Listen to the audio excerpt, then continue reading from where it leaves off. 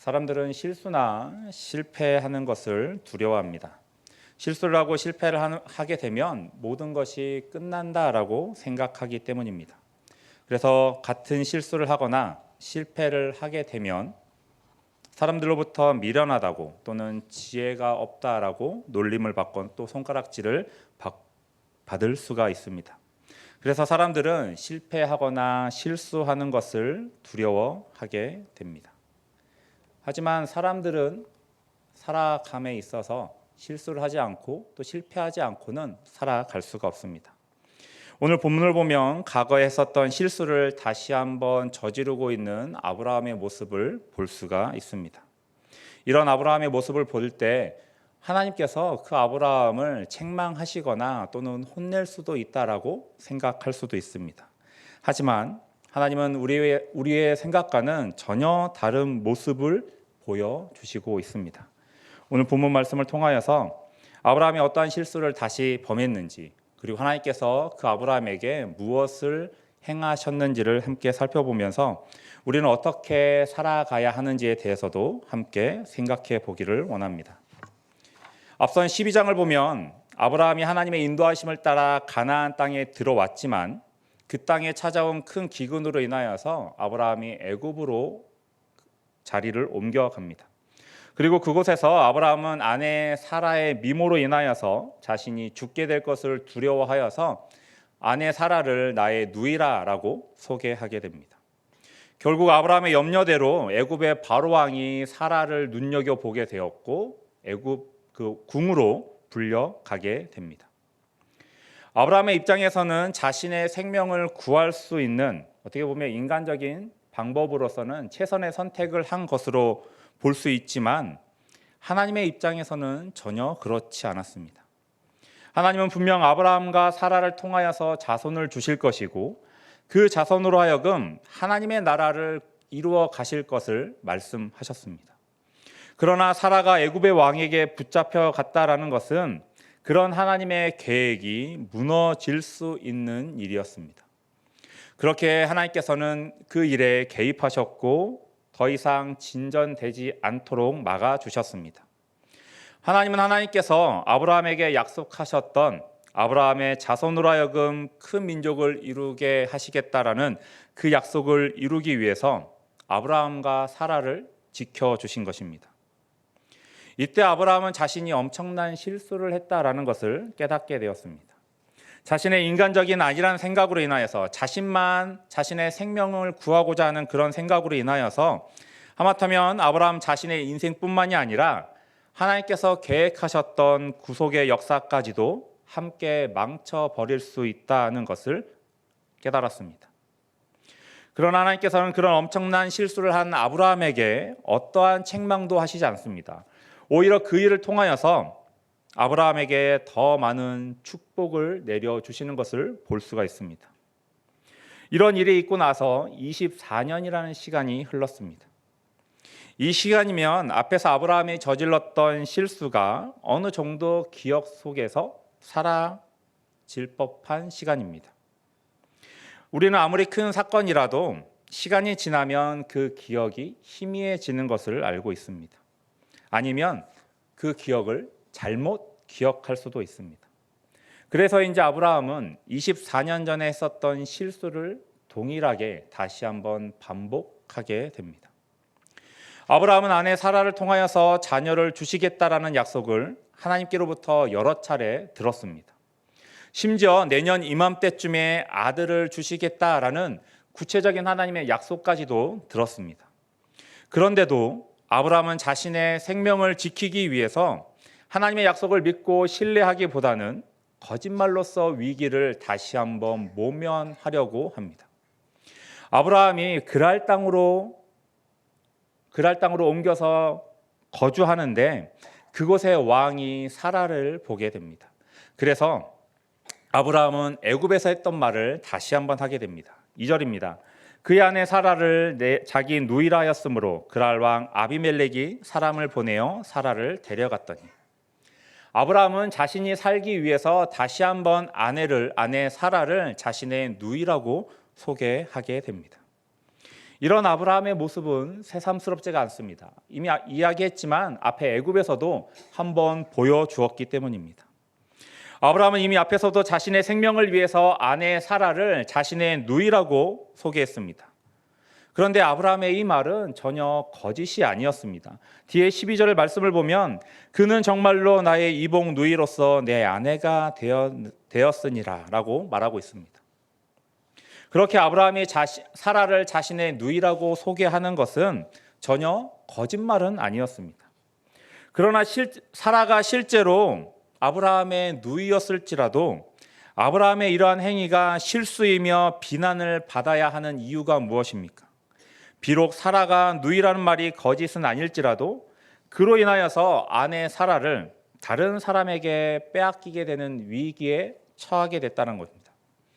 애국과는 장소도 다르고 또 많은 시간이 흐르면서 아브라함이 처한 상황이 달라졌습니다. 이전보다는 훨씬 더 성장한 믿음을 가지게 되었습니다. 그렇다면 아브라함은 전과는 다른 방법으로, 다른 모습으로 이 상황을 대처해야 했습니다. 하지만 아브라함은 앞에서와 같은 불신앙적인 모습을 보여주었습니다. 장소만 달라졌을 뿐 그 내용이 애굽 때와 너무나 똑같습니다. 앞선 18절을 보면 하나님께서는 아브라함에게 내년에 아들을 주시겠다라고 약속하십니다. 그리고 그 앞에서 하나님께서 소돔과 고모라를 멸하실 것이라는 계획을 알려주십니다. 그리고 하나님께서 계획하셨던 대로 소돔과 고모라를 멸하셨습니다. 하지만 아브라함의 간절한 기도를 통하여서 조카 롯을 그 심판에서 구원해 주시는 모습 또한 보여주셨습니다. 이러한 상황이라면 아브라함은 하나님을 신뢰해야 하고 하나님을 믿는 모습을 보여주었어야 합니다. 하지만 아브라함은 과거에 자신이 범했던 동일한 실수를 똑같이 저지르고 있습니다. 아브라함은 또다시 아브라함 자신과 아내 사라 그리고 하나님을 공경에 빠뜨리고 있는 겁니다. 이렇게 동일한 실수를 범하고 있는 아브라함의 모습이 누구의 모습과 같아 보이십니까? 우리들의 모습이 또다시 실패하고 있는 또 실수하고 있는 아브라함의 모습과 똑같아 보이지 않습니까? 아브라함이 이렇게 과거와 똑같이 실수를 저지르고 있는 이유가 무엇입니까? 하나님께서 약속을 계속해서 보여주셨고 하나님의 계획하심이 이루어지는 것을 보여주었음에도 불구하고 하나님을 믿지 못하고 실수하고 있는 그 이유가 무엇입니까? 아브라함도 한 사람의 인간이기 때문입니다. 아브라함이 하나님께 그 믿음을 의로 인정받았다고 할지라도 아브라함이 인간이라는 것은 변하지 않는 사실입니다. 아브라함도 인간이기 때문에 반복적으로 실수하는 것이고 죄를 짓는 것입니다. 아무리 하나님께서 놀라운 은혜를 보여주셨고 그 앞에서 하나님의 계획하심을 보여주시고 그것을 이루어 가시는 것을 보여주신다고 할지라도 인간이라는 것은 변하지 않습니다. 그리고 인간의 본성은 죄인입니다. 죄를 짓게 되고 죄를 벗어나지 못합니다. 그렇게 믿음의 조상인 아브라함도 반복적인 죄를 저질렀던 것이고 계속해서 실수하게 된 것입니다. 하나님 앞에서 불신앙의 모습을 보여줄 수밖에 없었던 것입니다. 우리는 살아가면서 계속해서 죄를 짓고 반복적인 실수를 하며 살아가게 됩니다. 아브라함도 이러한 모습을 보여주고 있는 것입니다. 그런데 하나님은 이런 반복된 실수와 불신앙적인 모습을 보여주고 있는 아브라함을 어떻게 대하십니까? 그를 책망하지 않으십니다. 오히려 그런 아브라함을 감싸주시고 그 위기에서 벗어나게 인도해 주십니다. 하나님의 놀라우신 은혜가 아브라함에게 임하는 것을 볼 수가 있습니다. 하나님께서는 애굽에서 바로에게 나타나셔서 그 문제를 해결해 주셨습니다. 그리고 이번에도 아비멜렉에게 나타나셔서 이 문제를 해결해 주십니다. 하나님은 아비멜렉에게 사라를 돌려보내지 않는다면 내가 죽을 것이라고 말씀하십니다. 하나님께서 개입하심으로 아비멜렉은 더 이상 죄를 범하지 않게 되었습니다. 아브라함의 실수는 아브라함 자신만 죄를 짓는 것에 그치지 않고 아비멜렉에게도 죄를 짓게 만들었습니다. 우리는 우리의 범죄함으로 인하여서 나만 죄를 짓는 것이 아니라 다른 사람에게도 죄를 짓게 할 수 있음을 기억해야 합니다. 그러나 하나님께서 개입하심으로 아비멜렉은 더 이상 죄를 짓지 않게 되었습니다. 그리고 아비멜렉은 하나님께서 개입하셨던 이 놀라운 일을 오랫동안 기억하게 됩니다. 창세기 26장 9절과 10절입니다. 이 아비멜렉이 이삭을 불러 이르되 내가 분명히 내 아내건을 어찌 내 누이라 하였느냐. 이삭이 그에게 대답하되 내 생각에 그로 말미암아 내가 죽게 될까 두려워하였음이로라. 아비멜렉이 이르되 내가 어찌 우리에게 이렇게 행하였느냐. 백성 중 하나가 내 아내와 동침할 뻔하였도다. 내가 죄를 우리에게 입혔으리라. 약 40년이라는 시간이 흐른 후에 아브라함의 아들 이삭이 아브라함과 같은 일을 범하게 됩니다. 그런데 이때 아비멜렉은 이삭을 불러 이삭을 책망합니다. 아비멜렉은 자신이 경험했었던 이 사건을 염두에 두고서 이삭을 책망하고 있는 것입니다. 아브라함은 20년이 넘고서 같은 잘못을 범하고 있는데 아비멜렉은 40년이라는 시간이 지났음에도 불구하고 자신이 잘못했던 것을 기억하고 있었고 하나님께서 말씀하셨던 것을 기억하고 있었던 것입니다.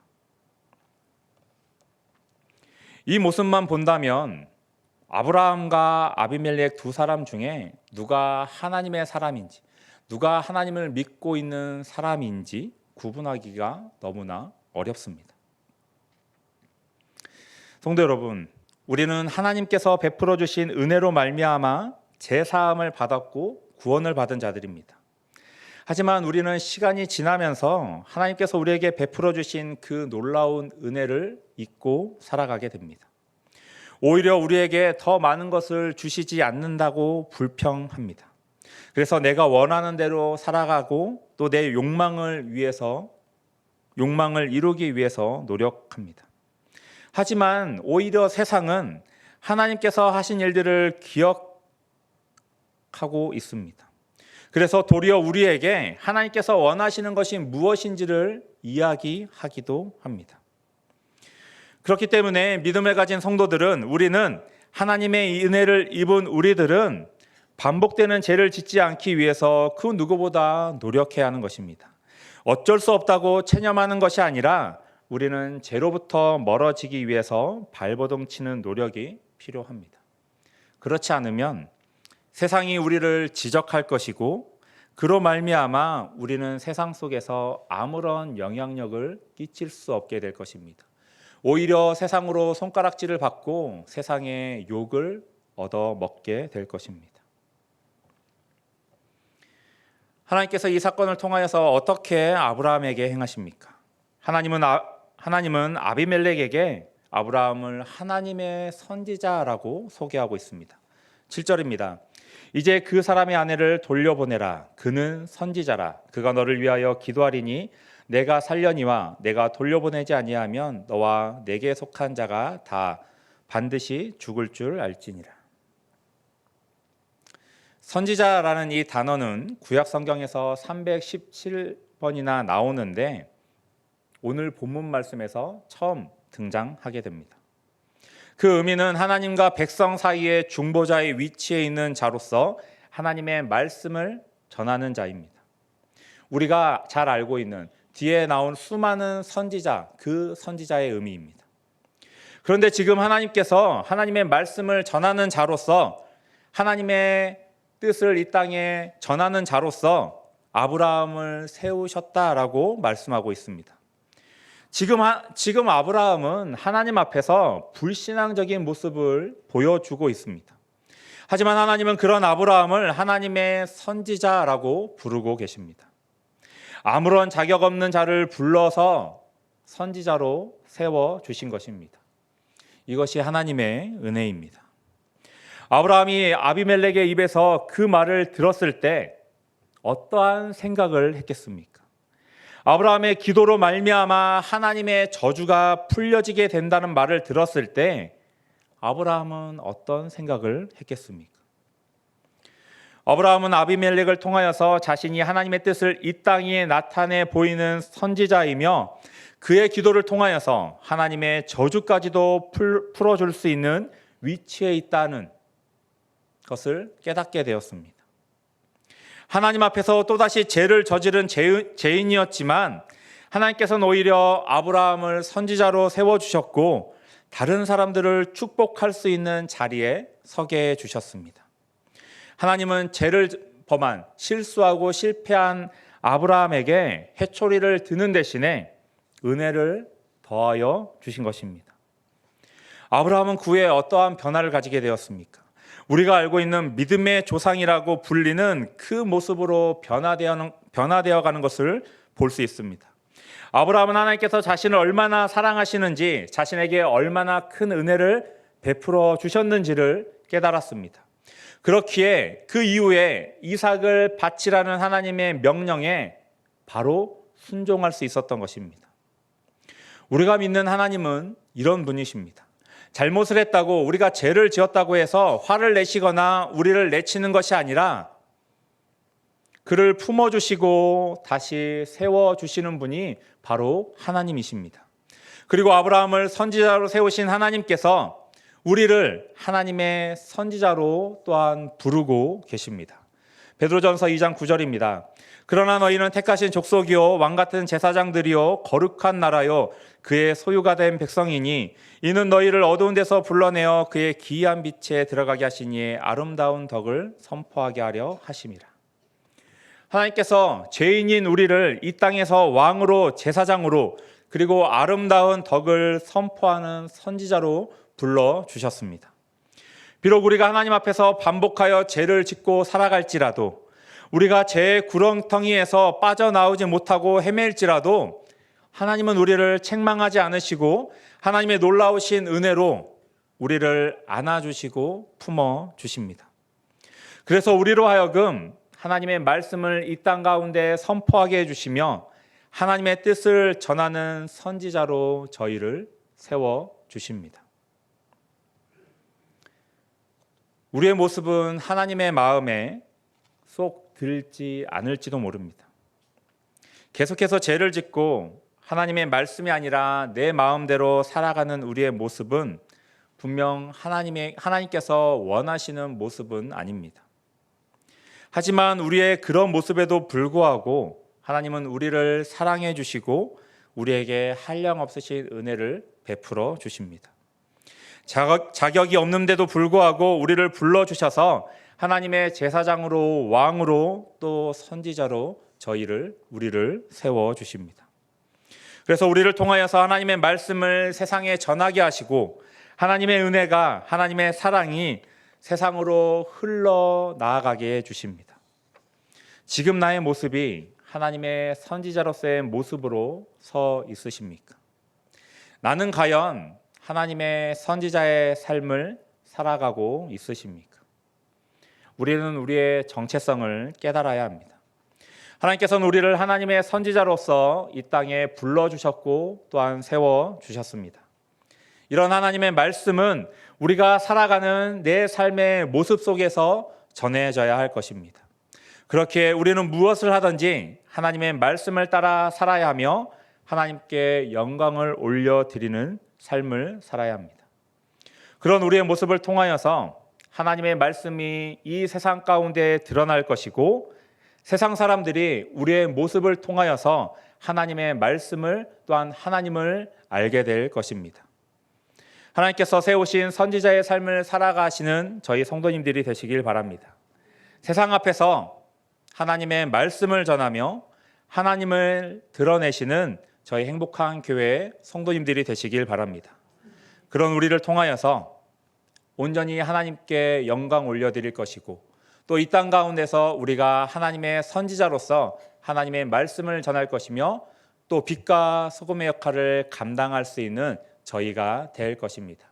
그러한 모습을 바라보시고 소망하시고 또 그러한 모습이 될 수 있도록 날마다 하나님께 기도함으로써 우리에게 맡겨주신 사명을 날마다 감당해 나아가시는 저희 성도님들이 되시길 바랍니다.